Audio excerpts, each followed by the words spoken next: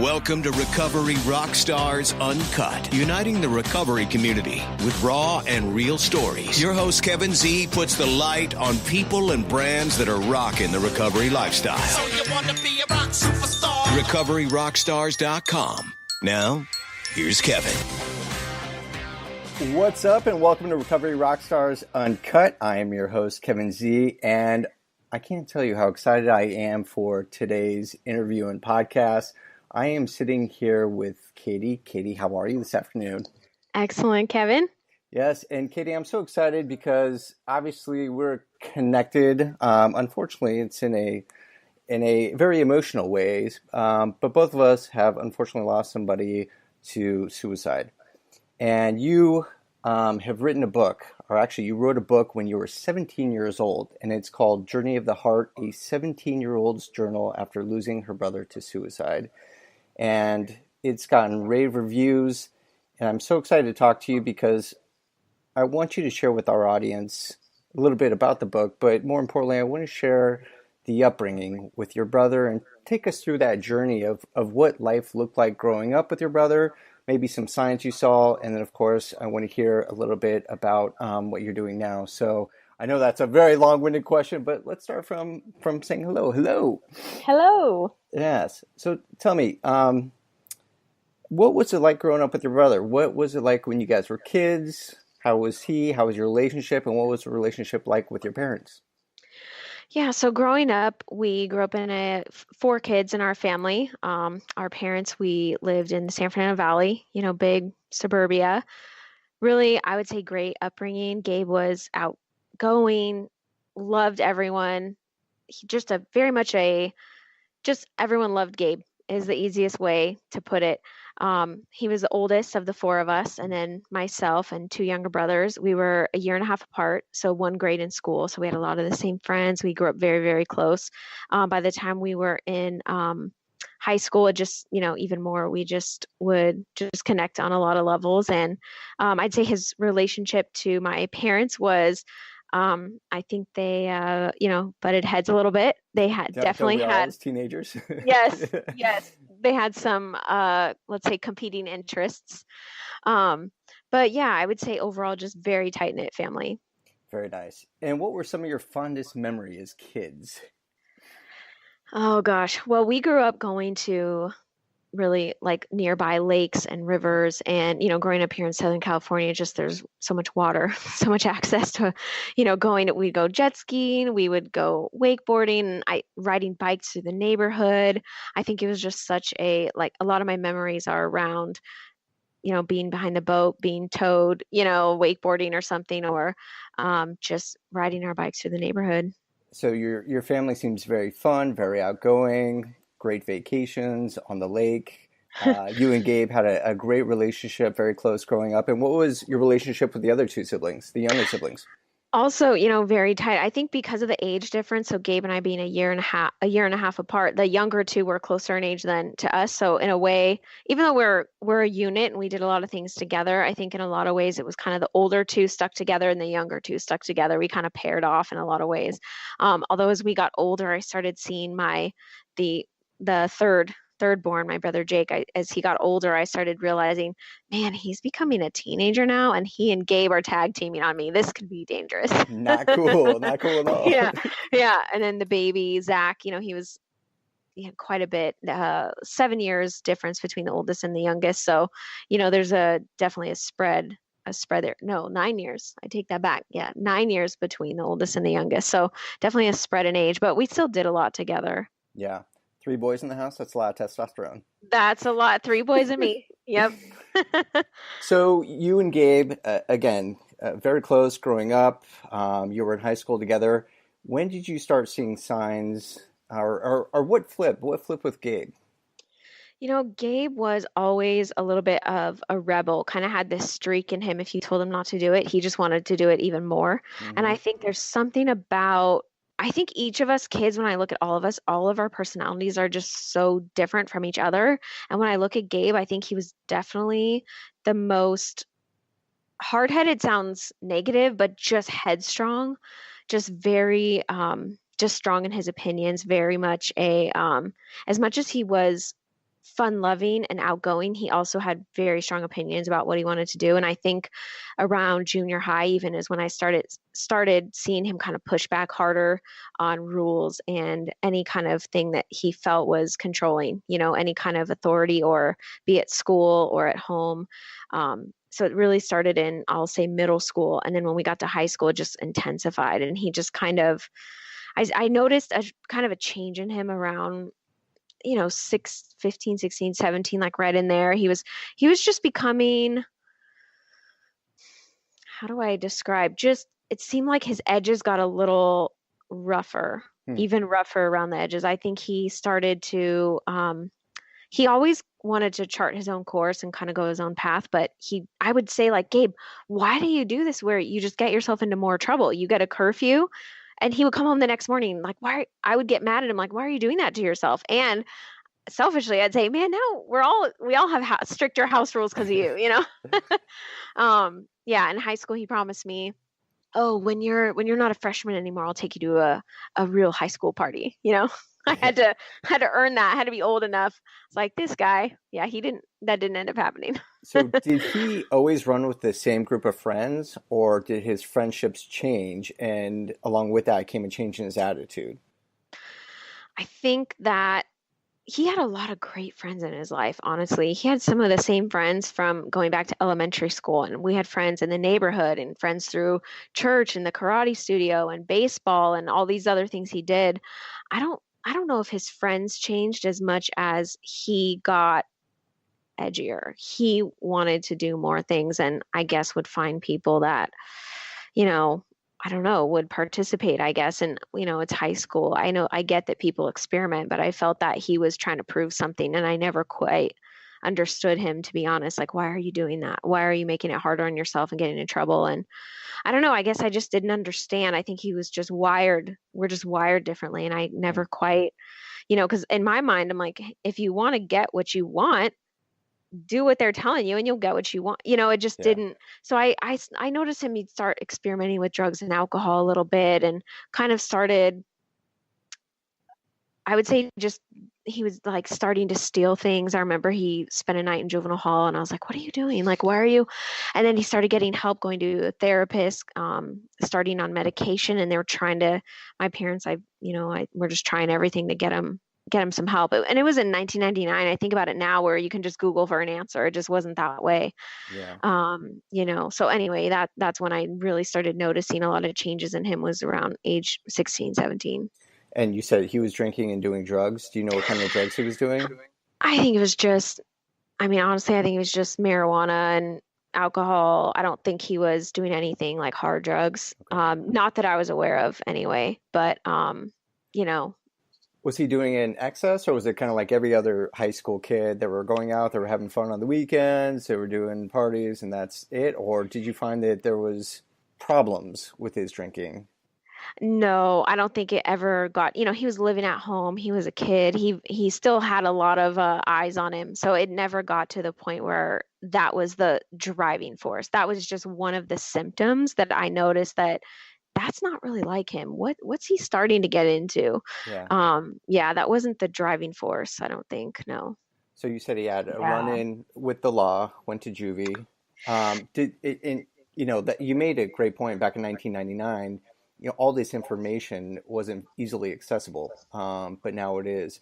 But back then, you said he did get therapy, or your parents wanted to take him to therapy?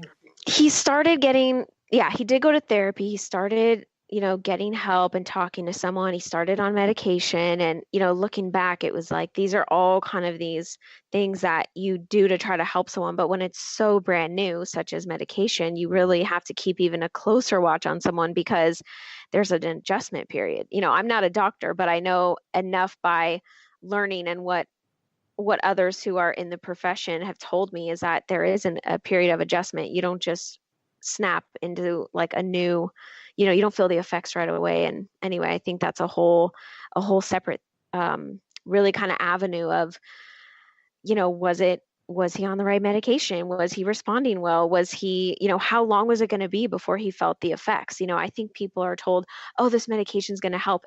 I believe that medication is a great tool for us, but it's not the only tool, and it's also not a cure-all, and it's not instant either.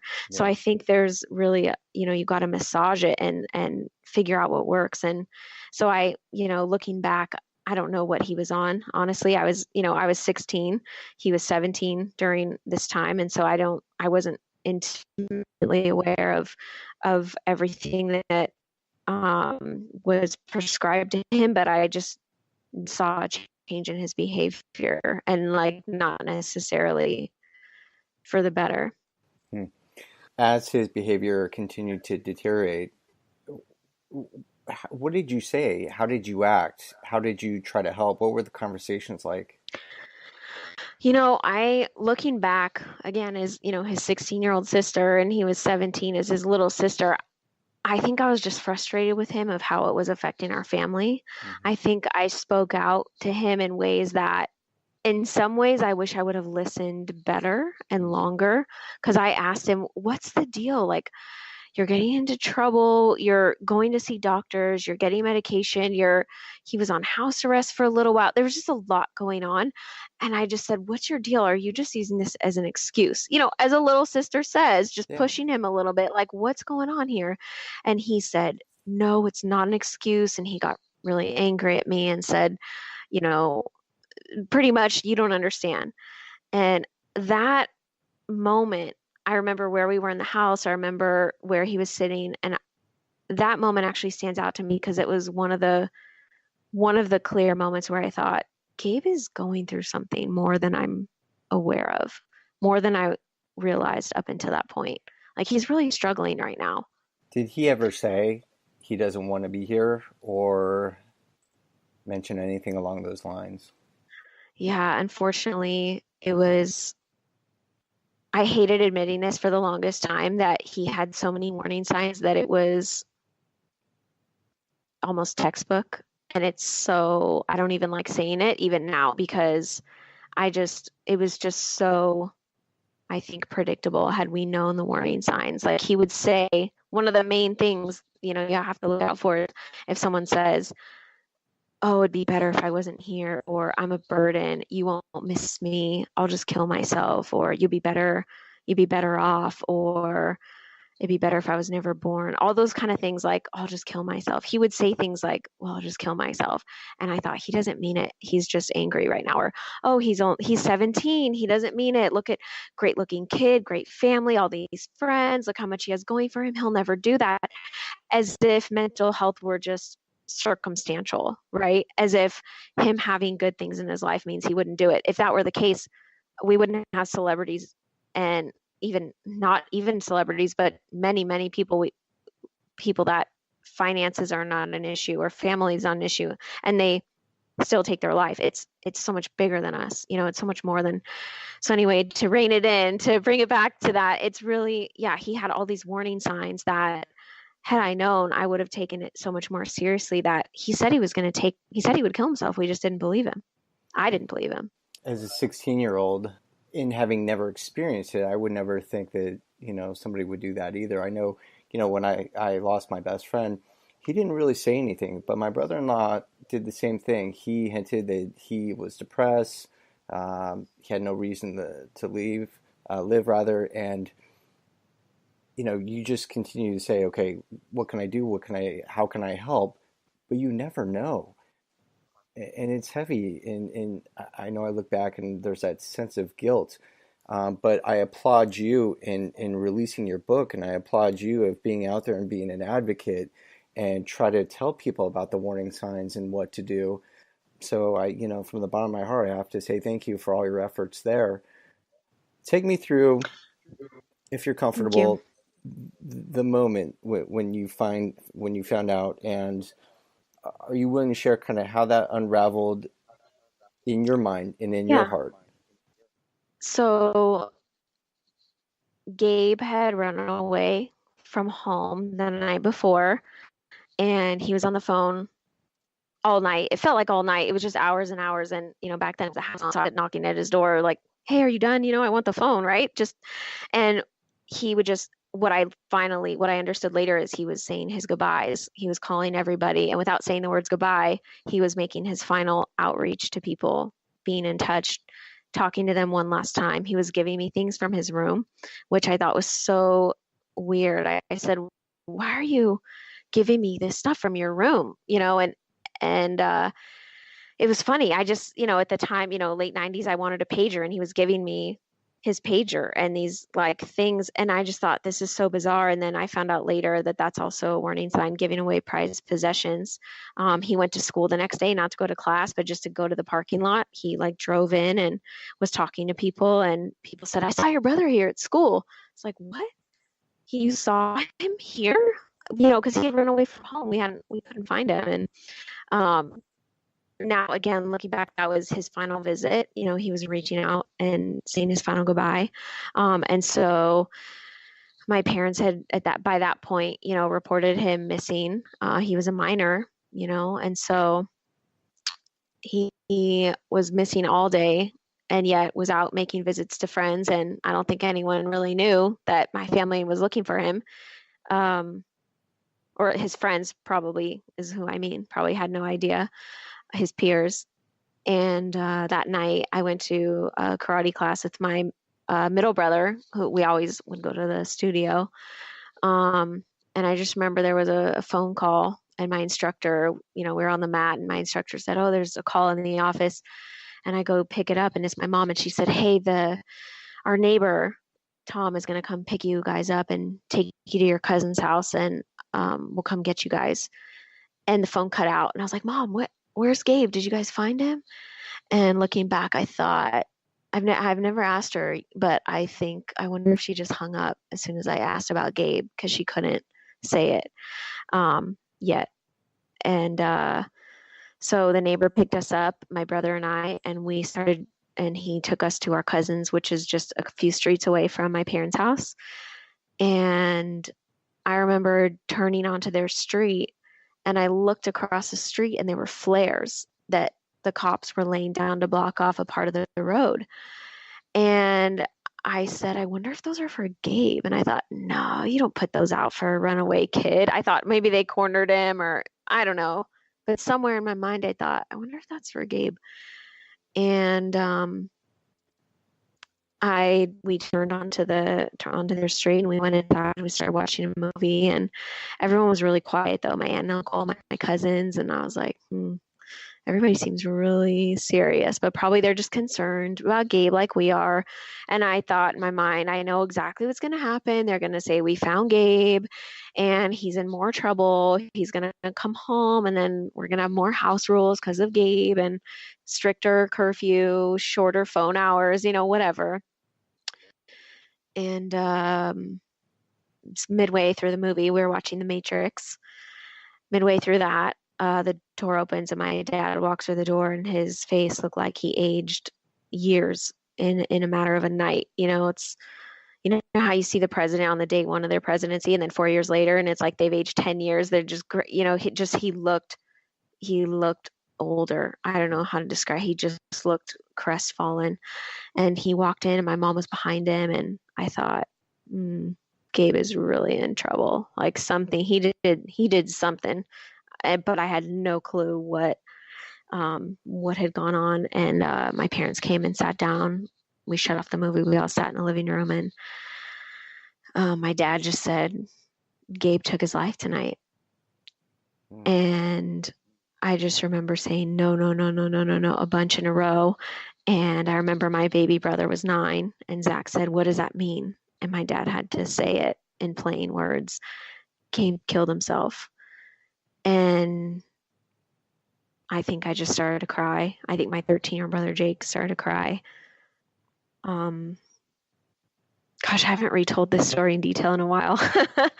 Wow. And my baby brother Zach said he didn't quite understand what that meant at the time, because we've talked since, of course. And at 9 years old, he said he didn't really know what that meant fully. He didn't understand it, but he said, I saw you and Jake start to cry. So then I started to cry, because I thought this is bad, but it can't be real. And I think in my mind, it wasn't real. Like if I would deny it, maybe it wouldn't be true. Maybe I could bring him back. Maybe it was fake, and And that's how we found out. Well, thank you for sharing and reliving the past. I know it's not easy. I remember, when both Doug and Noah took their life, I remember the first thought that I had is, no, I don't believe it. It's not true. It's not true. And it's not easy for the survivors. And to have a little brother questioning what that means, I mean, that's just it's heartbreaking. And I'm sure, it was very challenging, obviously, at the time, but I'm really hoping that it strengthened you all as a family, going through that together. And, one thing that I want to go back on, when you're talking about the warning signs, obviously, for somebody who's listening, when somebody says, they're thinking about taking their life or life would be better, please take a listen. But one thing also that really is so true, because it happened with my brother-in-law, is, randomly he's just started giving stuff away, Yeah. just randomly, like a motorcycle jacket. And he owned a watch of his grandfather's that my wife really wanted, and she ended up giving it to him. And she's like, "Oh my God, thank you. Why are you doing this?" She's like, what, I'm just not going to wear it, so I'd rather give it to you. He slowly Mm. just started giving items away. So for those who are listening, if you have somebody that's been battling depression or have shown signs, um, and they start giving stuff away, that's a very serious warning sign. So thank you for sharing that.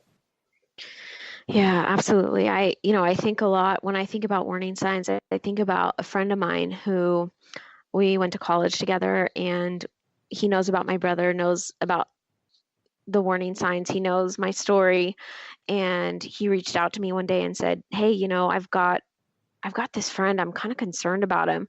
I think he might be thinking about suicide." And he gave me a little more information. He said, out of nowhere, this guy texted me, "Hey, thanks for being such a good friend. It means a lot. Thank you so much." And he looked at his phone. "Why are you texting me? Thanks for being a good friend. We have plans to hang out next week. What is this guy doing? What's he doing?" This came out of the blue. And, we got on the phone. I talked to him a little more, got a little more information. And I said, based on everything else I heard, I said, that's absolutely a final goodbye. Like, that kid is putting his affairs in order. He's saying goodbye. I think you need to intervene.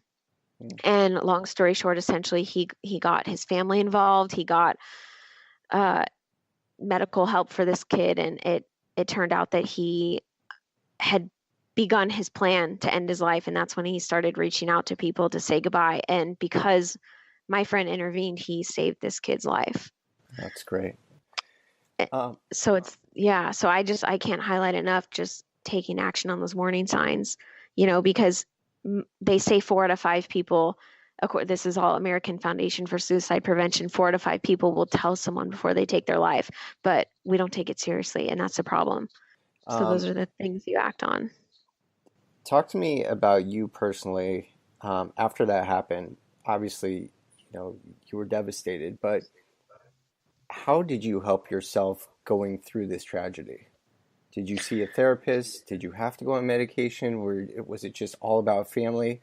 I'm curious how you survived through this. Yeah, I think as a teen, being 16, there was a lot of anger. You're my brother. You're my older brother. You're supposed to protect me and be here for me and, fight off the potential boyfriends in high school, that want to talk to me. Like, all this kind of, like, these expectations of, you're the oldest. You're supposed to be here and, lead the way, chart the path. And so I think for me, I turned, being that was my experience and my my experience. I think I turned a lot to my friendships. I prayed a lot. I journaled a lot. I went to karate. I remember it was funny, people at karate, you can just, come in here anytime and just hit targets. And I was like, I don't need to just, like, hit targets. I need to, like, work through it. It's, everyone has their own way, but it was still sweet. That was what they had to offer, in their mind, that's going to help, you're just going to hit things, it's like, well, It's a I need to, short-term like, fix. work. Yeah, Yeah. that's a band-aid, but it's still just, people offer whatever they can, I think. And yeah, I just, I think that's when, I grew up going to church. I think personally that's when my faith got really real. Like I remember I'd always pray before like a test, or if I, pray I wouldn't get a, ticket or driving or, whatever, like those kind of things. But I remember being 16 years old and, thinking I've never felt so broken. I've never felt so like I don't have what it takes. I've always felt like, yeah, I got this. We can handle, I'm just have a bent toward, optimism and positivity. But this one, not, took the wind out of me. And so knocked the wind out of me. And so in this scenario, I just remember at the end of just a hard day of like feeling like I cried so much I don't have any liquid left to come out of, I can't cry anymore. I just remember sitting in my bedroom on the edge of my bed and just saying like, okay, God, then I need you to do something. I need you to help me. And it was so simple. I think it was just a few words of basically help me. And I just felt this instant peace fill the room, like I could touch it. Like there was a presence of peace with me in the room. And I just have never felt anything like that before. And I knew I didn't hear anything. I didn't see any visions. It was nothing like that. I just knew that God was with me, that I wasn't alone. I felt that peace and that presence. And I thought, okay, I'm gonna make it somehow. It's gonna be a baby step, but in that baby step I felt I wasn't alone anymore. And that was really the turning point. That was really the beginning where I thought, okay, it's not just up to me and I'm not alone.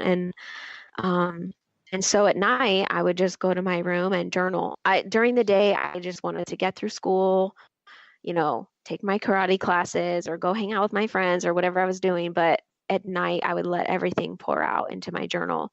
And community, I have to say, was a huge part of this because the family friends that surrounded us were just next level. It was just, there were so many people that, I mean, I think the pastor said over 800 people came to Gabe's funeral. It was just unreal. It was just so many. Just Gabe was so well loved and touched so many lives, and people thought, Gabe, the most outgoing, like he's the one that would cheer me up when I had a bad day. That's what like his friends were saying. And I think it was just so unexpected from the outside that even though, of course, now I know the warning signs, he had them. I think that because of all the people around us and the very, very close friends that we knew in our lives surrounding us just gave us, all the love. And that made a big difference. I knew who I could go to. I knew who I could talk to. And I would lean a lot on my friends, and that helped. That made a big difference. So I think between, just thank God for the people in my life, and by journaling, by being near my family. And I did eventually go to counseling. I didn't do any medication, but eventually I got into counseling, but it was years later. I leaned on my friends, but I didn't at that time in my life. I didn't want to go to a group. I didn't want to talk to anyone that wasn't already kind of in my close inner circle, like when I hear from teens and they don't want to talk, like I get that you want to talk to people you're close with or a trusted adult, and so I had a small circle that I leaned on. I think that was what helped a lot too.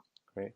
And then, you've referenced journaling a few times, and now that journal has become a book, and I want to ask you, with the journal that you turned into a book, is literally everything in there from the journal from day one that you started writing, or did you kind of edit and take pieces out? No, that was my journal just about Gabe. So at that time in my life, I actually had two journals. I don't know, maybe somewhere under the surface. I don't know what it was, but that journal was only about Gabe. So I had one about daily life and whatever. And then anytime I thought about Gabe or missed him or needed to process and work through something, I would dig right to that one journal and put it all down. So I started writing at age 17. So on the 1 year anniversary, the following day, actually, the house was full of people and people just coming by and checking on us and everything on the anniversary. And the next night, when the house was quiet, I thought, okay, I'm ready to start writing now. I'm ready to start putting this on paper. And so for the next 3.5 years, fighting through it, journal. Like I hope And I never intended to publish it. It just through the encouragement of friends later, they said, I think you should publish this. You can help people, Yeah. And so now I just hope that it gives hope, informs, and is just a companion piece for anyone who's lost someone or wants to understand the warning signs and how they can help save a life by knowing those signs. That's great. For somebody who might be struggling, what is your biggest piece of advice for them? Someone who's struggling with depression and thinking about suicide. Yes. We need you here. Stay here. I'm going to second that. You are loved. You are needed. Yes. Please reach out and ask for help. Yes. You're not a burden. They're not better off without you. Those are lies in your head. Depression is a liar, and it tells you that you're worthless. It tells you you'll never amount to anything, and it tells you you're not good enough and your life doesn't matter. And that's false. And I still miss my brother, and it's been 19 years, and we still need him. I still wish he was here. There's no getting over it. There's no moving on. It's not about that. It's not about that at all. We need you here. Your family needs you here. Please reach out. Please get help, whether it's the hotline, the text line, or someone you love, and let them know that you're struggling. Because I've talked to a lot of people now that I've shared my story, a lot of people that have been through that dark place and found tools so that they can cope and so that they can live. And there's people who've been through it and that now live a full life because they have the tools and they got the help they needed to go from that darkness to light. So I would just encourage anyone who's feeling that way to reach out. Thank you for those insights. Very helpful. And then maybe for somebody listening who has recently lost somebody to suicide, what would be your recommendation? Where can they get help? I would say to the people you trust, keep talking about it, keep working through it. And what I found really helpful was groups. So there's groups all over the nation that meet. You can search on American Foundation for Suicide Prevention. There's many resources out there. There's groups for people that to just share, to hear other people's stories and to have other people listen and hear your stories too. You think of the power think of Alcoholics Anonymous, that they gather, they meet, they build up, and they encourage it, and they work through it together. And while this isn't an Alcoholics Anonymous, group per se, just the power of groups, the power of community, of gathering together of people who've experienced something similar.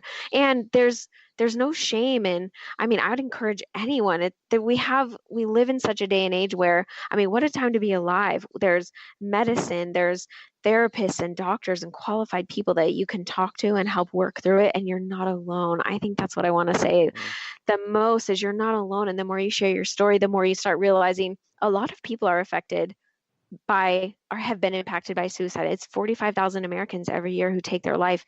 That's families and friends left behind that can band together and build each other up. Yeah, I have to tell you one thing that was extremely eye-opening to me because I was feeling alone and isolated, but I went to one of the AFSP walks here in San Diego. I've been going every year and helping them raise money, and it's very eye-opening how many lives are lost to suicide. And you'll be walking behind somebody and they'll have the sign on their back, I lost my mom, I lost my dad, I lost my best friend, I lost my sister, I lost my aunt. So, I found that doing those walks and connecting with survivors has just been such an incredible resource. And it's great to open that dialogue and the communication, know that you are not alone. Absolutely. Yeah. The walks, the groups. There's national events, there's local events. I agree. I love those walks. It's such a hopeful, you'd think, oh, all these people are gathering because they lost someone to suicide. Like, isn't that so sad? But that's not the mood. It is that I'm sure you experience as well. It's people that they want to find hope in the life that they have to live. And it's a very encouraging thing, actually, to participate. Yeah. It's very empowering. It's a celebration of life and hope, like you said. Absolutely. One last question. You were interviewed by Oprah. What was that like? That was a great day. Yeah. That was a good month. I know being on the Recovery Rockstars UNCUT podcast is huge, but Oprah? I was nervous about talking to you. This is a big show too, Well, I wanted to thank you for being on and a part of the show. And if somebody wants to buy the book, how can they find you and how can they find the book? The book's on Amazon. That's probably the easiest way. Journey of the Heart by Katie Williams. You'll find it there, or my site, journeyoftheheartbook.com. Okay. And are you on social media if somebody wants to contact you? I am, yes. Journey of the Heart Book on Facebook and journeyoftheheartbook.com spelled out on Instagram. Well, thank you. Is there anything else that you would like to say to the audience? Any insights, wisdom, anything that you would like to say to Gabe, who I know is listening in heaven? Oh, you're so sweet. I think of the many, many, many people whose lives have been touched. If I think of the people who are listening right now who've been impacted by suicide, and my heart goes out to them, and I say, keep fighting. If you're struggling with depression, thinking about suicide, reach out to someone you love so they can help you keep fighting. Reach out to all those around us, and I would just say to just keep going. There's hope. Thank you, Katie. You're an absolute rock star, and I'm honored to have met you, connected with you, and have you on the podcast. Likewise, Kevin. Thank you so much for having me. One last thing I just want to share too, for anyone who's struggling, even if it's not you, as you're listening to this, if there's someone coming to mind, I think that's for a reason. There's someone in your life you're concerned about, you as a friend or as a family member can call the hotline for advice as well. Let them coach you. They're professionals 24/7 around the clock. They're national. They can point you to local resources. So you can call to get help for your friend. And that is 800-273-8255. Say it one more time. And that number is 800-273-8255. And that's the National Suicide Prevention Lifeline. Perfect. Thank you so much, Katie. Thanks for being in Recovery, Rockstars. I guess today's episode is done. In all seriousness, though, Kevin appreciates you being part of this community. RecoveryRockstars.com. Want to email us? Kevin@RecoveryRockstars.com. Facebook, Recovery Rockstars. Instagram us @Recovery Rockstars. Kevin's wardrobe brought to you by Kevin. Kevin's transportation brought to you by Kevin. Kevin's cable bill paid by Kevin so he can keep this podcast going. Goodbye.